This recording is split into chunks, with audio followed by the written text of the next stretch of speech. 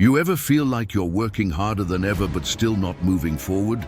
Like you're checking every box, replying to every message, doing all the right things, yet something inside you knows you're not becoming who you're meant to be? That's the heart of The 7 Habits of Highly Effective People by Stephen Covey. This book isn't about doing more. It's about becoming more. Learning to live with intention, discipline, and integrity in a world that constantly pulls you off course. Covey teaches that effectiveness isn't a skill you learn, it's a character you develop. It's the quiet strength that turns chaos into clarity and motion into meaning. The first habit, be proactive, is about taking responsibility for your life. Covey explains that between what happens to you and how you respond, there is always a space, and in that space lies your greatest power, the power to choose. Most people live in reaction mode. They let their emotions, circumstances, or even the moods of others dictate their actions. But effective people understand that they are not products of their environment. They are products of their decisions. When life tests you, you can choose patience over anger, courage over fear, and purpose over excuses. Viktor Frankl, who survived a concentration camp, discovered that everything can be taken from a person except the freedom to choose their attitude. That mindset is what being proactive truly means, taking back the steering wheel of your life instead of blaming the road. Habit 2 teaches that all things are created twice, first in your mind, then in reality. To begin with the end in mind means to picture the life you truly want, and let that vision guide your actions. Covey challenges you to imagine your own funeral and think about what people would say about the kind of person you were.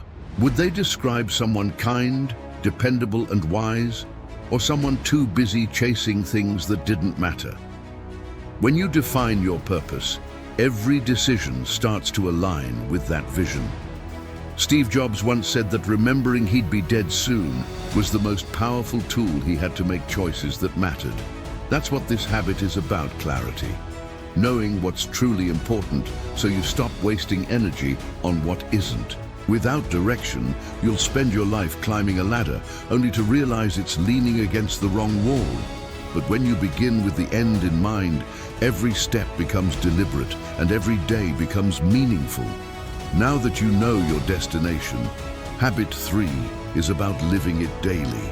It's the discipline to prioritize what truly matters, even when it's not urgent. Covey introduces a time management principle built around 4 quadrants: urgent and important, not urgent but important, urgent but not important, and not urgent and not important. Most people live in constant reaction to the first 2, always putting out fires and mistaking movement for progress. But the truly effective focus on the second quadrant, the important things that Donna T scream for attention, relationships, health, self-development, long-term goals. They understand that what's urgent isn't always important, and what's important rarely feels urgent. A parent who chooses to attend their child's soccer game instead of checking one more email isn't lazy, they're wise. They're choosing what lasts over what passes. Putting first things first isn't about time management, it's about life management. It's learning to say no to the noise so you can say yes to the things that build you. Covey believed that life isn't a zero-sum game, that real success never requires someone else to lose. Habit 4. Think win-win is about adopting an abundance mindset, where you see others not as competitors, but as collaborators. People driven by fear operate from scarcity. They think there's only so much success, love, or respect to go around. But effective people operate from abundance. They know there's enough for everyone. And when you lift others, you rise too. In business, in friendship, even in family, the win-win mindset turns conflict into connection. It means seeking mutual benefit, not one-sided victory. Great leaders understand this. They don't demand loyalty. They earn it through fairness, trust, and shared purpose. When you think win-win, You stop chasing validation and start building value. You stop fighting for the bigger slice and start baking a bigger pie. Habit 5. Seek first to understand, then to be understood. This habit could change every relationship in your life. Most people listen to reply, not to understand. They hear words, but miss the meaning. Covey teaches that before you seek to be heard, you must first truly listen. Empathic listening means hearing not only what's said, but what's felt. When someone speaks, don't rush to fix them. Don't compare their story to yours. Just listen fully, patiently, without agenda. Nelson Mandela mastered this habit. During difficult negotiations, he would let others speak first, listening quietly until they felt seen. Only then would he respond calmly, thoughtfully, and effectively.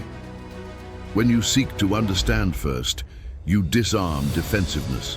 People stop resisting and start trusting, and once they trust you, your words finally have power. Communication isn't about who talks best, it's about who listens most. Habit 6. Synergize is where all the others come together. It's about valuing differences, combining strengths, and creating results greater than any one person could achieve alone. Synergy isn't compromise, it's creativity. It's when two people with different perspectives come together, not to prove who's right, but to build something better. The Beatles didn't become legendary because each member was perfect, they were different. But when they blended their talents, they created music the world still feels decades later. That's synergy. When you start valuing people's differences instead of fearing them, collaboration turns into innovation. Teams transform, families heal, and communities grow when synergy becomes the goal. Habit 7. Sharpen the saw. Covey ends with renewal, the habit that sustains all others. Imagine a lumberjack cutting a tree with a dull saw. He's exhausted. Someone suggests he stop and sharpen it, but he refuses, saying, "I don't have time." That's how most of us live, endlessly grinding without ever recharging. To sharpen the saw means to invest in yourself, body, mind, heart, and spirit. Exercise, learn, rest, pray, reflect, connect. If you neglect yourself, you burn out. But when you renew consistently, you grow from strength to strength. Sharpening the saw isn't selfish, it's essential, because you can't give your best if you've run out of yourself. The 7 Habits of Highly Effective People is more than a framework. It's a roadmap to character, influence, and peace. Be proactive, take control. Begin with the end in mind, know your direction. Put first things first, protect what matters. Think win-win. Lead with abundance. Seek first to understand, then speak with wisdom. Synergize, create with others, not against them. Sharpen the saw, renew your power daily. These habits build people who don't just succeed, they make a difference. Success isn't about getting ahead of others. It's about getting ahead of who you were yesterday. And if you apply even one of these habits today, your life will begin to shift quietly, steadily, permanently. Because effectiveness isn't what you do, it's who you become.